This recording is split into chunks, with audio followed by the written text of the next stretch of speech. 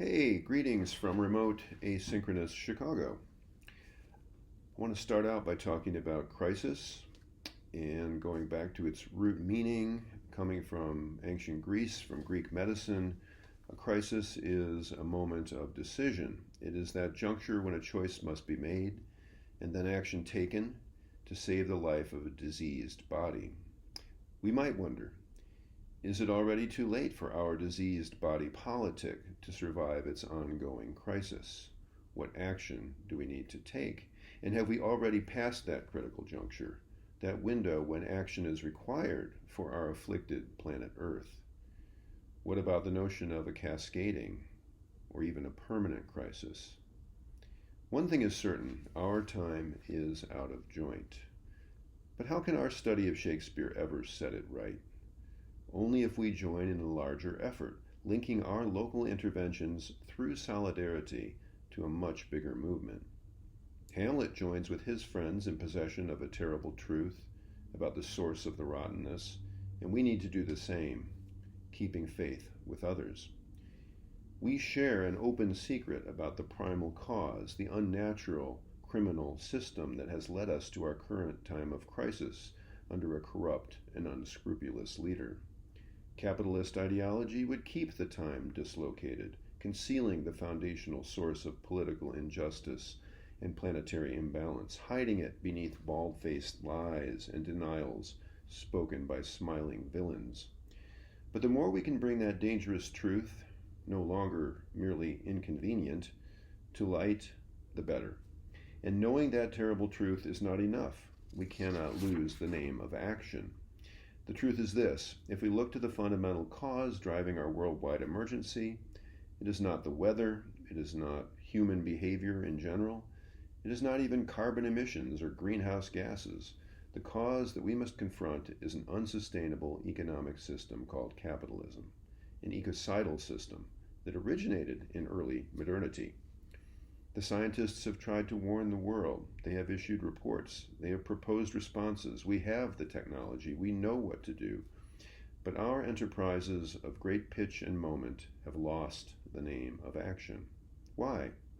Because the ongoing cause has tremendous inertial force. It is a lumbering monster called catastrophe capitalism, and the short-sighted profit-mongering logic of capital is resistant to system change.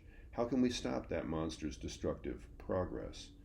The struggle to achieve real change is now economic, political, psychological, cultural, ideological.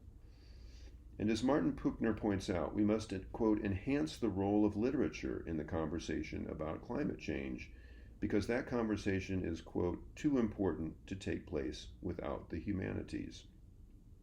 As historians and literary critics, we have an important part to play. Perhaps our role is not a leading role, not that of a Lear or a Hamlet, but who would want to be them anyway? We are needed, however, in a supporting role at a crucial turn in the plot of our planetary drama on the stage of our globe. And indeed, for some time now, the growing weight of the climate crisis has been shaping new scholarship throughout the humanities. How should scholars writing about the early modern past respond to our present and future eco-crisis? What is to be done? Obviously, in pursuing new and pertinent understandings of Shakespeare and early modern culture, we need historical expertise. We require specialized archival study, microhistory, and close reading. They all have tremendous value, if their ultimate purpose is an active engagement with larger questions, with the burning questions of our day. I hope that we can agree that now is not the time for the most indulgent versions of scholarly esotericism or myopic antiquarianism. Sure, analyze the intricate patterns swirling in, say, a single gorgeous lyric poem from the 16th century, but be sure at the end of the day to look up from that small artifact, recognizing the vast structure that encloses and contains that beautiful little thing, crediting the anonymous toil that made the object possible, acknowledging the barbaric foundation on which the edifice of civilization is raised. If we want system change, we must attend not only to the text or object, but to the system, the social structure the human struggle within a totality. What can we possibly do then, we humanities scholars? There is no time right now to run through all the possible ways to connect our study of the early modern past to the political ecology of the present and future, so inevitably I will focus today on my own version of what all scholars attempt, finding a focus and a method that is productive of new knowledge in a field.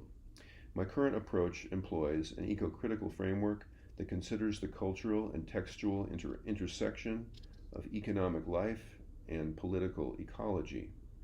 Such an approach is defined by a linkage of structural cause and local effect of capitalism and ecocide, of harm to human beings and harm to the more than human. My brief example here will be The Merchant of Venice, a problem comedy that links economic crisis with the natural crisis of the body and its desires. Let's consider the sadness of Antonio and his friend's efforts to diagnose its causes in the play's very first scene. The dialogue in that scene brings together ecology and economy in its description of a mind tossing on the ocean. The mystery of human subjective feeling, in this case Antonio's psychological malady, is caught up and entangled in a concrete material world. The text describes a lived experience that links breath, organic life, and human desire to a network of commodities. Antonio's sadness is symptomatic of the origins of capitalism in long-distance trade, and specifically the anxiety and alienation of the merchant investor exploiting the labor of others and engaged in financial risk. Solanio describes this state of anxiety. Quote, "I should be still plucking the grass to know where sits the wind, peering in maps for ports and piers and roads, and every object that might make me fear misfortune to my ventures out of doubt would make me sad." Then Salarino describes a human experience of fear that involves thought with an ecology of natural forces and objects. My wind cooling my broth would blow me to an ague, when I thought what harm a wind too great at sea might do. I should not see the sandy hourglass run, but I should think of shallows and of flats, and see my wealthy Andrew docked in sand. Should I go to church and see the holy edifice of stone, and not bethink me straight of dangerous rocks, while touching my gentle vessel's side? Would scatter all her spices on the stream, and robe the roaring waters with my silks, and in a word, but even now worth this, and now worth nothing. Shall I have the thought to think on this, and shall I lack the thought that such a thing be chanced would make me sad? But tell not me, I know Antonio is sad to think upon his merchandise.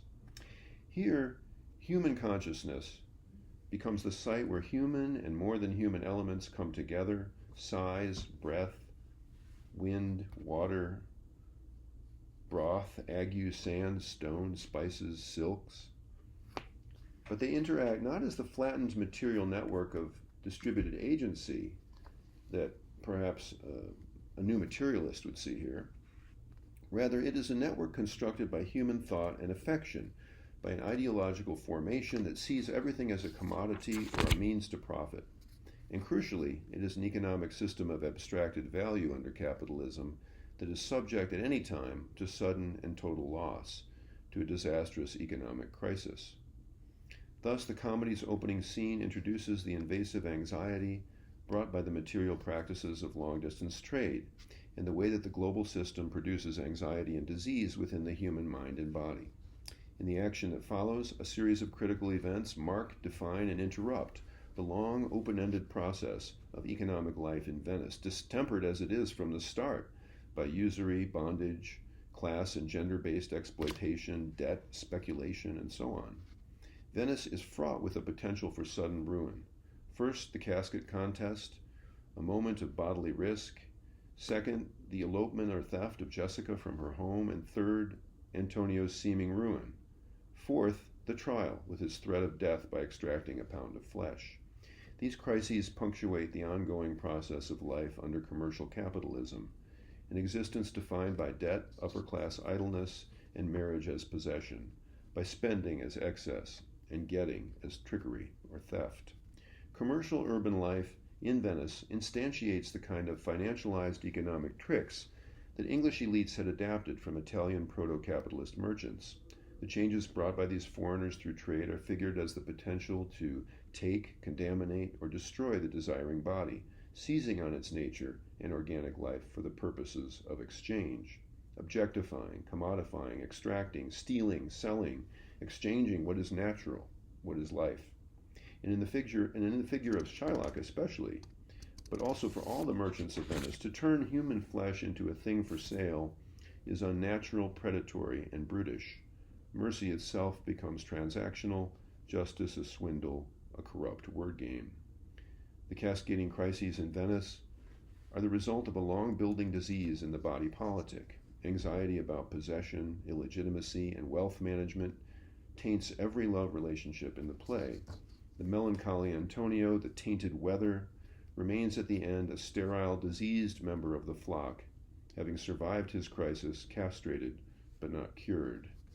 From our perspective, the play's figuration of these early crises that marked the emergence of capitalism and the contamination of English society with new values and behaviors, in hindsight, represents one end of a process that will eventually produce the mother of all crises in our own distempered time.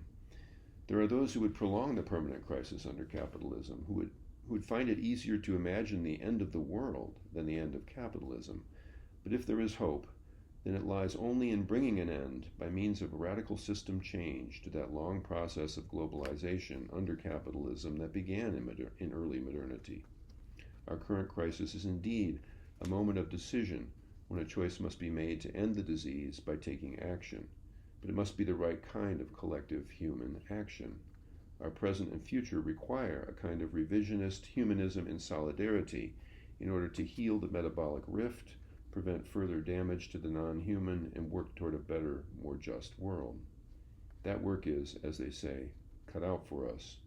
Doom and despair, obviously, are only going to exacerbate our crisis, so we must balance our anxious knowledge and the frightening possibilities with hope, utopian thinking, and positive direct action, confronting the powers that destroy and figuring out how to build a better world together.